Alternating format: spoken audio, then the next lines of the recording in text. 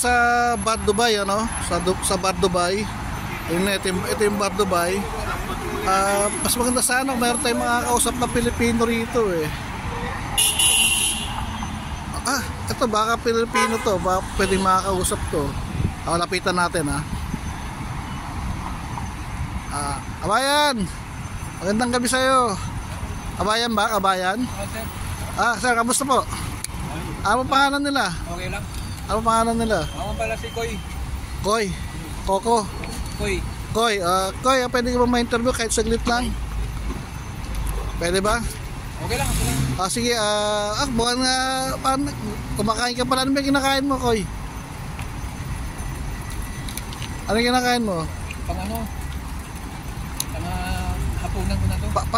Parang stress na stress ha. Ba't ano ba nangyari sa kabayan? Hindi naman stress. Ah. Ano lang, marami lang din iniisip.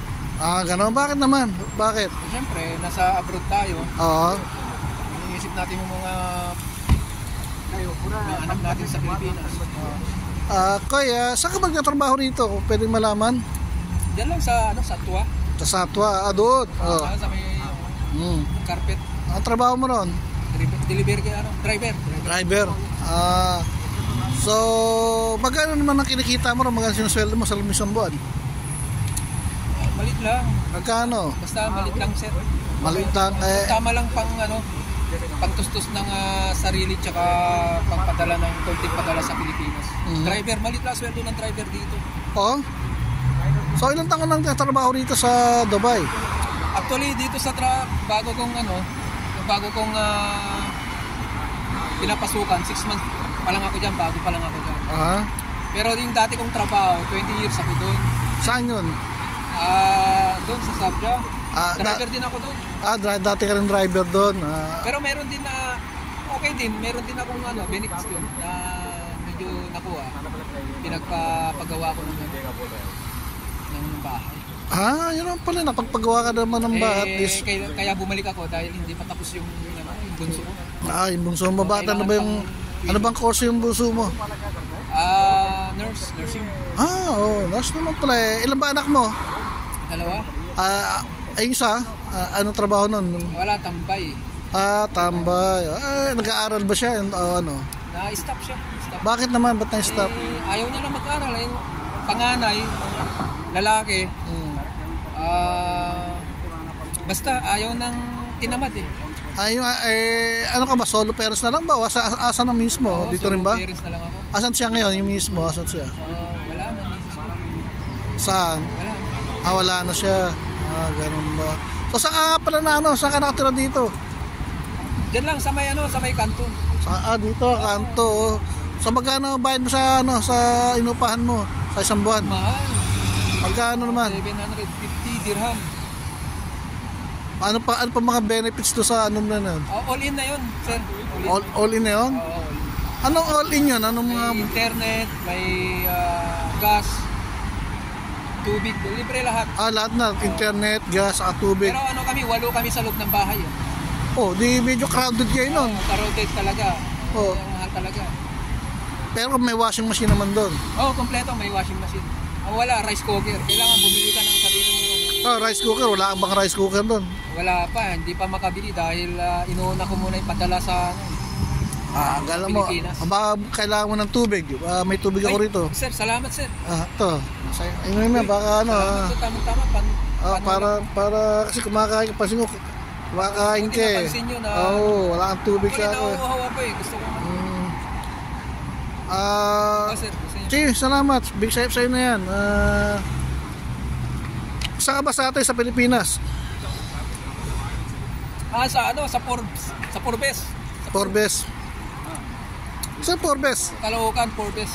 Forbes sa Caloocan. Meron ba na sa Caloocan, Forbes. Forbes. Caloocan, Forbes. Hindi yung Forbes doon na mayaman ha. Kami sa Caloocan, Best. Pero the best. Nga naman. Ang Caloocan, pero the best. Yun. Anong probinsya mo sa atin sa Pilipinas? Probinsya, malayo eh. Anong probinsya mo? Malayo. Basta malayo yun. Malayo. 12 oras ang biyahe papunta rin. So wala ka mag-anak dito? May ka mag-anak ka? Wala akong kamag-anak dito. Susunod lang. Ha? Solo? Walang yung mga kaibigan na nakikilala, tinuring ko na rin na kamag-anak. Aha. Kailangan pagka solo ka lang dito, wala kang kamag-anak, magkibagay. So okay naman pamumuhay mo rito sa Dubai? Okay naman, pero Enjoy naman, happy naman. Yun. Minsan happy, minsan hindi. Bakit naman? Pagka happy, makakain ka lang ng 3 beses, happy ka na. Bakit? Anong problema pag ano? Bakit happy ka kasi nakakain ka ng 3 beses eh. Pero pagka yung hindi ka happy dahil hindi ka, alam mo na yung pangangailangan ng, alam mo na, lalaki ako, lalaki tayo. Hindi natin magawa yun eh. Dahil malit lang sweldo. Aha. Kailangan tiis lang talaga. Ganyan ba talaga life dito ng mga OFW sa Dubai? Taga tiis-tiis, taga-taga? Hindi naman, yung iba kasi hindi naman pare-parehas sir ng sweldo rito. Yung mga nakakaluwag-luwag, nakakakain sila sa mamamahaling na pagkain. At yung mga kapos sa sweldo, siyempre, tiis-tiis. So magkano naman pinapadala mo sa pamilya mo sa loob ng isang buwan?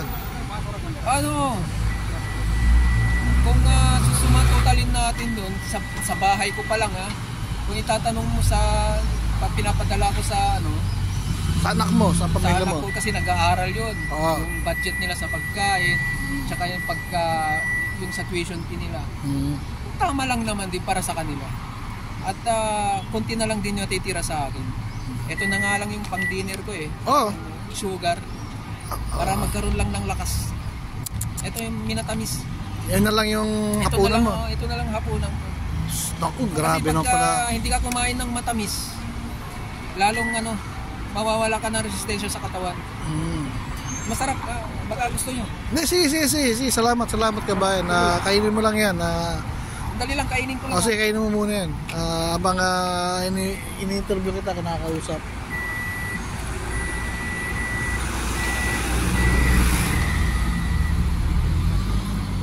So, Koy,